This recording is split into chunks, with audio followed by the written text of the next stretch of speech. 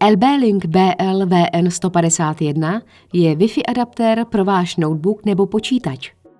Díky miniaturnímu provedení je možné jej trvale ponechat v USB portu vašeho počítače.